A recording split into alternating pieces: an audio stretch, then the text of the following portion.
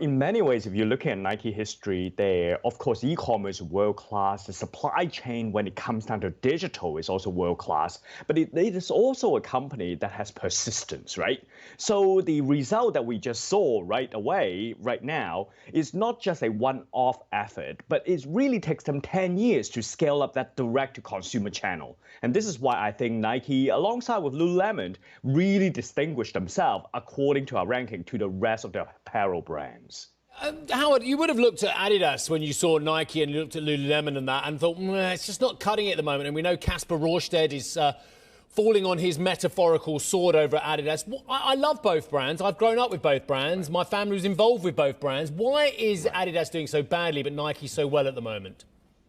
I mean, in many ways, it takes a little bit better than your competitor in order to be king in your industry in many ways. If you're looking at Nike, right, it's not just around e-commerce and direct-to-consumer relationship, and it's not just about hot merchandise, but it's exactly what you said earlier. It's building up that community with end user through apps, through digital channel, leveraging opinion leader, going into metaverse. This is not easy. It takes Nike 15 years to master all these holistic capabilities. So it's not just one CEO doing one gig can turn the company around. It's not that easy. It takes generation of CEO persistent allocation of resources, tough trade-off to make it happen.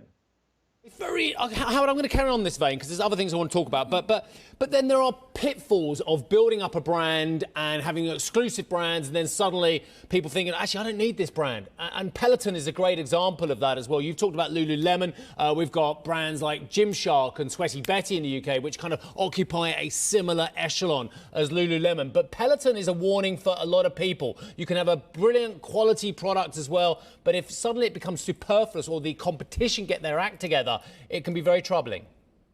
Absolutely. This is why in 2023, it's all about delivering today as well as winning tomorrow. It's not enough that you just have one quality product and forget about your strong, healthy cash flow. In many ways, Peloton never makes a lot of money, right? They barely break even. This is not the situation of Nike, where their core business remain to be relatively healthy for a long, long time. And this is where you don't completely ditch your core business right away, meaning your reseller, your third-party channel. Is to grow your direct channel on the side with your core business. It's a balancing act. There's no shortcut.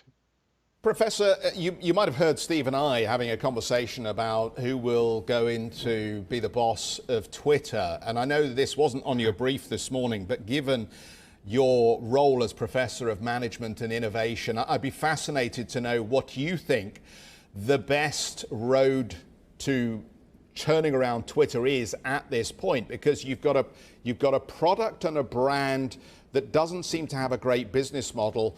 And you've got an iconic leader at the moment who is not wanted by the consumers of that product to run the business. What is the road out of this crisis at Twitter that Elon Musk has created? I mean, picking a successor is the first step. If you're looking at Twitter, it's just not the right situation for Elon Musk to turn it around. I mean, Elon Musk is iconic, and in many ways bring all kinds of new to the world innovation. But he's fundamentally a founder and a builder. He's not a turnaround expert in many ways. If you're looking at Twitter, they require a second lease of life, sort of a reinvention at its core business. And the chaotic leadership just doesn't quite fit. What Twitter is going through is sort of remind me about Microsoft back in the early 2000s. It required reset to generate regrowth. And this is a fundamentally repivot of an organization. Very different than Tesla and SpaceX is really riding on what they have and trying to scale up big. So it requires very different leadership style in the end. And so picking the new successor is the first step.